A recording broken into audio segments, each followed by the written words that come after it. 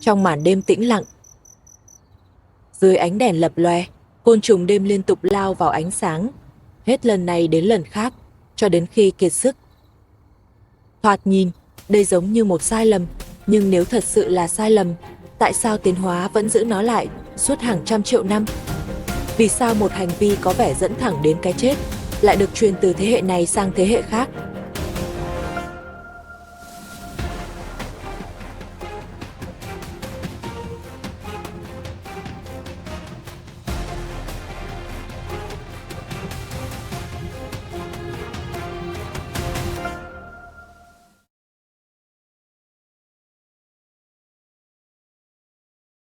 Để hiểu vì sao một con thiêu thân lại chết dưới chân bóng đèn, trước tiên cần hiểu một điều. Trong phần lớn lịch sử của trái đất, ánh sáng chưa từng là kẻ thù của chúng. Ngược lại, nó là thứ giúp chúng sống sót. Hãy tưởng tượng bạn đang bay giữa một đêm tối hoàn toàn, không cột mốc, không đường chân trời, không gì để bám theo, chỉ có một chấm sáng duy nhất treo trên bầu trời. Mặt trăng. Mặt trăng ở quá xa, xa đến mức dù bạn đứng ở đâu trên mặt đất, nó gần như vẫn nằm ở cùng một vị trí cũ trên bầu trời. Nếu chấm sáng đó luôn nằm ở cùng một vị trí bên trái bạn, bạn sẽ tiếp tục bay, gần như theo một đường thẳng.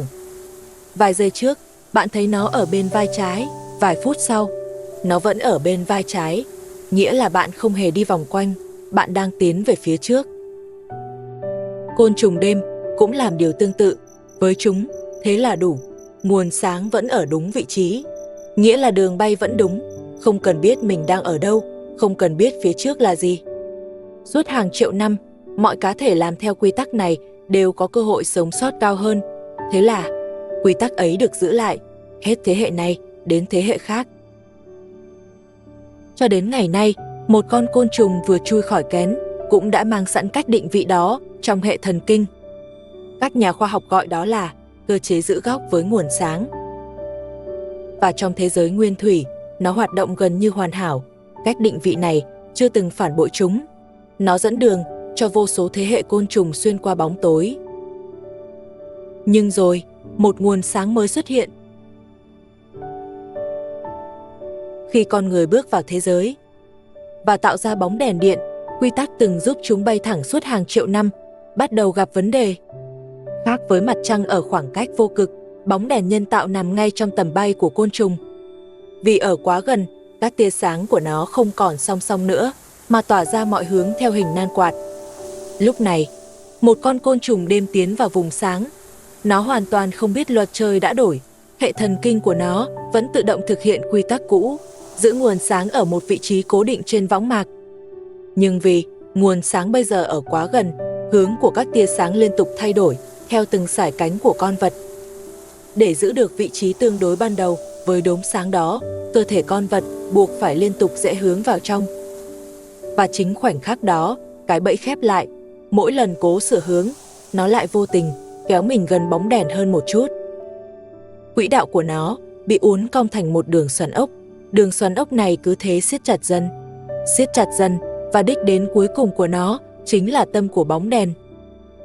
Điều tàn nhẫn nhất là mọi thứ quanh nó đều đang xác nhận rằng nó đúng.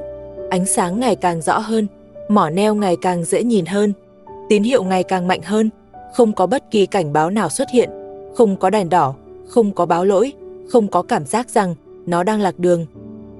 Tại sao tự nhiên lại thiết kế một hệ thống dễ bị tổn thương đến thế? Để trả lời cho câu hỏi đó, chúng ta buộc phải nhìn vào quy luật sòng phẳng nhất của tiến hóa, chi phí và đánh đổi. Con người nhìn vào vòng xoáy chết chóc dưới chân bóng đèn và thấy đó là một lỗi lập trình ngớ ngẩn, nhưng dưới góc nhìn của tự nhiên, đó không phải là lỗi, đó là một tính năng. Tự nhiên không chọn giải pháp hoàn hảo nhất, nó chọn giải pháp đủ tốt để sống sót. Với một sinh vật nhỏ bé như côn trùng đêm, năng lượng là thứ tài sản khan hiếm nhất. Hệ thần kinh tối giản của chúng không thể gánh nổi chi phí để vận hành một bộ não lớn.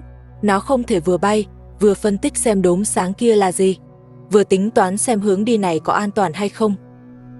Nếu tự nhiên ban cho chúng một bộ não phức tạp như thế, chúng sẽ chết vì cạn kiệt năng lượng trước khi kịp tìm thấy bạn tình. Vì vậy, để sống sót, chúng bắt buộc phải dùng một lối tắt, cơ chế dẫn đường dựa vào mặt trăng, chính là một lối tắt như thế. Nó biến một bài toán không gian phức tạp thành một mệnh lệnh tối giản. Suốt hàng triệu năm, công thức này hoạt động cực kỳ hiệu quả trong thế giới hoang dã. Côn trùng đêm không rơi vào bẫy đèn vì chúng ngu ngốc, ngược lại, chúng chết vì lối tắt đó đã quá hiệu quả. Và chính vì nó quá hiệu quả suốt hàng triệu năm, nên hệ thần kinh của chúng hoàn toàn không có cơ chế nghi ngờ, chúng không có nút báo lỗi, để rồi. Chỉ cần thế giới xuất hiện một biến số nằm ngoài lập trình, cái lối tắt sinh tồn ấy sẽ tự động dẫn chúng chạy thẳng vào chỗ nguy hiểm. Khi bị giữ lại quá lâu trong vùng sáng, mọi thứ khác dần trở nên kém quan trọng. Việc tìm bạn tình, việc kiếm ăn, hay thậm chí là việc phát hiện nguy hiểm đang đến gần. Toàn bộ sự chú ý của con vật dường như bị kéo về một điểm duy nhất, đó là nguồn sáng trước mặt nó. Và khi một sinh vật bị giữ chân quá lâu ở một nơi, những rủi ro khác cũng bắt đầu xuất hiện. Dơi, nhện và thằn lằn nhanh chóng học được rằng nơi nào có ánh sáng, nơi đó thường có rất nhiều côn trùng. Các cột đèn giữa màn đêm dần trở thành những điểm săn mồi thuận lợi, nhưng đó chỉ là một phần của vấn đề. Ngay cả khi không có bất kỳ kẻ săn mồi nào xuất hiện, cái bẫy vẫn đang hoạt động, bởi thứ mà nguồn sáng lấy đi không chỉ là sự an toàn, nó còn lấy đi thời gian dành cho mọi việc khác trong cuộc đời của con vật. Nếu hệ thống này đang khiến vô số côn trùng chết dưới ánh đèn mỗi đêm, tại sao nó vẫn còn tồn tại? Thực ra, bên ngoài những thành phố rực sáng của con người, phần lớn thế giới vẫn vận hành theo những quy luật cũ. Rừng sâu, đồng cỏ, sa mạc, những nơi mà mặt trăng vẫn là ngọn hải đăng quen thuộc của bóng đêm, ở đó, cách định vị này vẫn hoạt động hiệu quả như nó đã hoạt động suốt hàng triệu năm qua.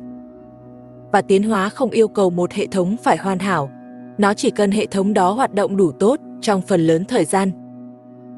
Nếu từ bỏ cách dẫn đường này chỉ để tránh một vài vùng sáng nhân tạo, côn trùng đêm có thể sẽ mất đi công cụ định vị đáng tin cậy nhất của mình. Vì thế, quy tắc cũ vẫn được giữ lại, dù ở một số nơi, thế giới đã bắt đầu vận hành theo những luật lệ khác. Nhưng cái giá lớn nhất của hệ thống này có lẽ lại nằm ở một thứ khác: thời gian. Phần lớn những côn trùng đêm mắc kẹt quanh bóng đèn không chết ngay vì sức nóng. Chúng chết vì ở đó quá lâu. Và với côn trùng đêm, thời gian là thứ cực kỳ đắt đỏ. Có những loài bướm đêm trưởng thành gần như không ăn uống gì nữa. Sau khi rời khỏi kén, chúng sống bằng nguồn năng lượng đã tích lũy từ trước. Toàn bộ cuộc đời còn lại chỉ gói gọn trong vài đêm ngắn ngủi. Chúng phải tìm bạn tình, giao phối, đẻ trứng, rồi kết thúc vòng đời. Nhưng bóng đèn không quan tâm đến bất kỳ điều gì trong số đó. Nó chỉ giữ con vật ở lại, hết vòng này đến vòng khác, hết giờ này đến giờ khác, trong khi nguồn năng lượng ít ỏi mà con vật mang theo từ lúc rời khỏi kén vẫn liên tục bị tiêu hao. Và đôi khi, đó mới là điều tàn nhẫn nhất. Khi chứng kiến hàng ngàn đôi cánh mắc kẹt quanh nguồn sáng nhân tạo, con người thường cho rằng mình đang nhìn thấy một sai lầm. Nhưng có lẽ họ đã lầm. Trong tự nhiên, thứ tồn tại lâu nhất không phải lúc nào cũng là thứ hoàn hảo nhất.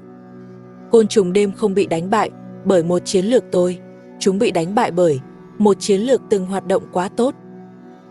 Và có lẽ đó mới là cái giá lớn nhất của sự thích nghi.